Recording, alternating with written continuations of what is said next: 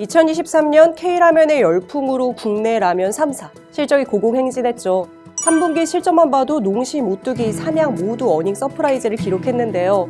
하지만 마냥 웃지 못하는 회사가 있습니다. 바로 오뚜기인데요. 경쟁사 주가가 역대 최고치를 찍은 것과 달리 오뚜기의 주가는 유일하게 하향 곡선을 그리고 있습니다. 심지어 2위 자리를 굳건히 지키던 시가총액 순위마저 삼양식품에게 역전을 당했는데요.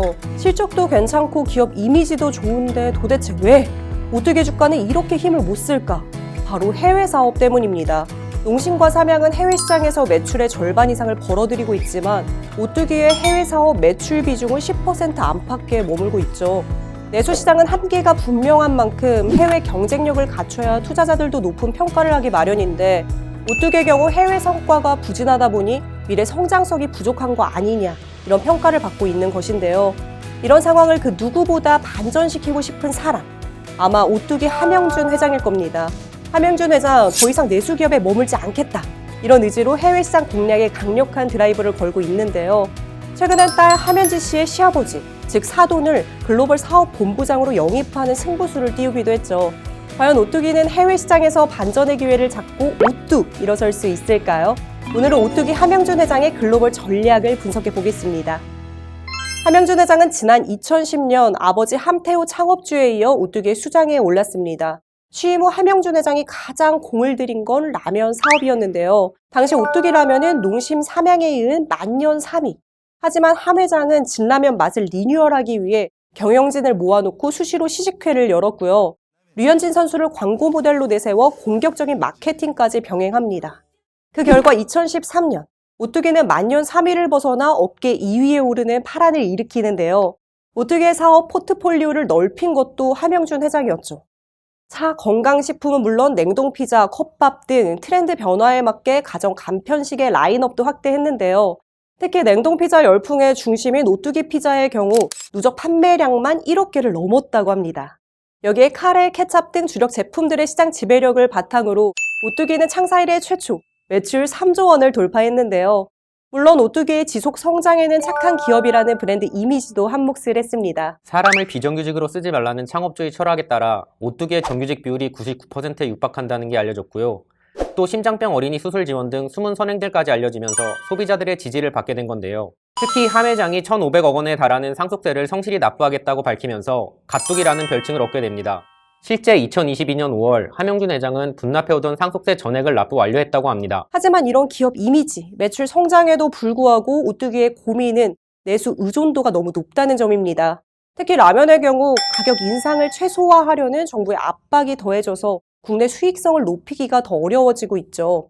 라면 3사가 일제히 가격을 인하했을 때 오뚜기의 주가만 유일하게 두 자릿수나 하락을 했습니다. 경쟁사들의 경우 국내 가격을 낮추더라도 해외 시장이라는 뒷배가 있지만 오뚜기는 내수 의존도가 높아 타격이 가장 클 거다. 이런 우려가 증시에도 반영이 된 건데요.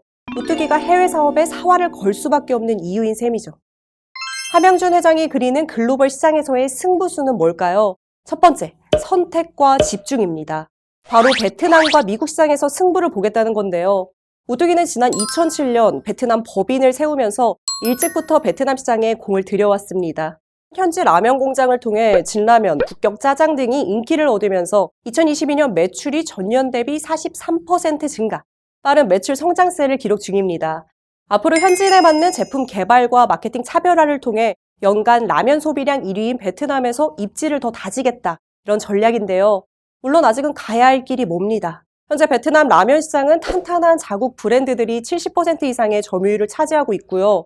시장 구매력이 높은 국가로 주목을 받으면서 경쟁도 더 치열해지고 있는데요. 현지인들을 사로잡을 신제품을 내놓을 수 있느냐가 성장의 관건이 되겠죠. 함영준 회장이 주력하는 또 하나의 거점 시장, 미국입니다. 오뚜기는 최근 오뚜기 푸드 아메리카를 설립하고 현지 생산 공장 부지를 검토하고 있죠. 그동안은 국내에서 생산한 제품을 판매해 왔지만 이제 생산과 판매까지 미국 현지에서 일원화하겠다, 이런 전략인데요. 라면뿐 아니라 즉석밥, 피자 등 냉동 간편식까지 아우르는 K푸드 라인업을 구축하겠다는 계획입니다. 사실 농심, 삼양 등에는 뒤처지지만 오뚜기 미국 법인의 매출은 오뚜기의 해외 법인 중에 가장 높은데요. 세계 최대 식품 시장인 미국에서 제대로 칼을 뽑아보겠다는 함영준 회장, 어떤 성과로 이어질지 기대해봐야겠죠? 함영준 회장의 두 번째 글로벌 승부수, 바로 오뚜기만의 장점을 살린 차별화 전략입니다. 최근 함 회장은 사돈인 김경호 전 LG전자 부사장을 글로벌 사업 본부장으로 영입했죠. 사실 사돈이라는 게 어쩌면 남보다도 더 조심스럽고 불편할 수 있는 관계잖아요. 그럼에도 사돈에게 해외 시장 개척을 맡긴 건 그만큼 글로벌 사업에 대한 절실함이 크다는 뜻일 텐데요. 주목할 건 김경호 본부장의 경력입니다. 김경호 본부장은 LG전자 시절 유럽 B2B 사업을 전담한 글로벌 전문가로 불립니다. 때문에 오뚜기가 앞으로 B2C는 물론 B2B를 함께 공략하는 방식으로 해외 사업을 펼칠 것이다.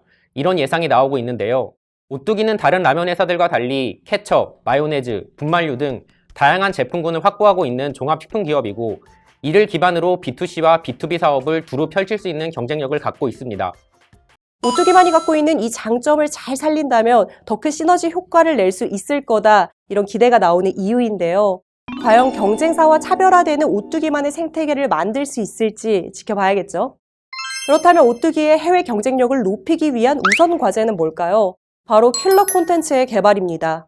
사실 오뚜기의 해외 사업이 부진했던 가장 큰 이유, 바로 오뚜기를 대표하는 핵심 제품이 없다는 거였죠.